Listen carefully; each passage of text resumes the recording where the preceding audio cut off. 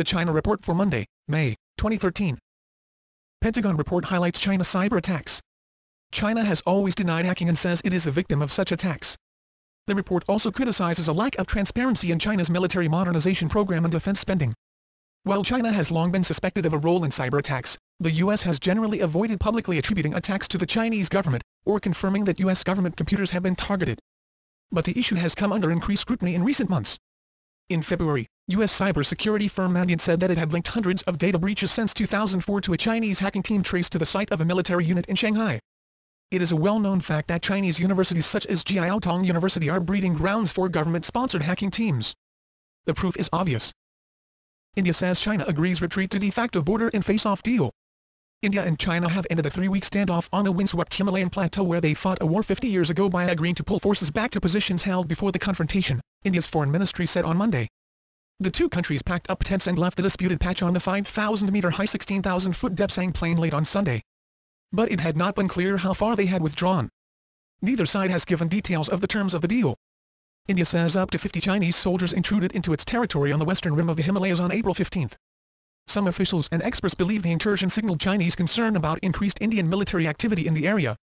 Delhi had said the soldiers were 19 kilometers 12 miles beyond the point it understands to be the border with China in the Ladakh region of Kashmir, a vaguely defined de facto line called the line of actual control, which neither side agrees on.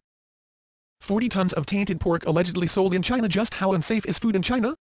Over the past 3 months, Chinese police have arrested more than 900 people for selling fake or tainted meat, including a criminal ring that processed meat from rat and fox and sold it as mutton. Public outrage had hardly died down when another food scandal broke out on Sunday. 3 people in the southeastern province of Fujian were arrested for processing pigs that had died of infectious diseases and selling about 40 metric tons of the inedible pork to various restaurants in central and southern China, according to the state-run China Daily. It quotes Fujian newspaper The Strait Metropolis Daily, which reports that 2 of the suspects are farmers initially hired by a county government to safely dispose of the pig carcasses. Food and water in China are among the most deceptive in the world. Often, government agencies label food as being safe when they have not been inspected, and officials know very well that it is not. In China, eat at your own risk. China sends large fleet to disputed islands. A flotilla including 30 fishing vessels set sail on Monday, May 6, for the Spratly Islands, an archipelago disputed between China and other countries including Vietnam and the Philippines, the China Daily reported. The fleet left China's southern province of Hainan for a 40-day trip to the region, the report said, and includes 2 large transport and supply ships.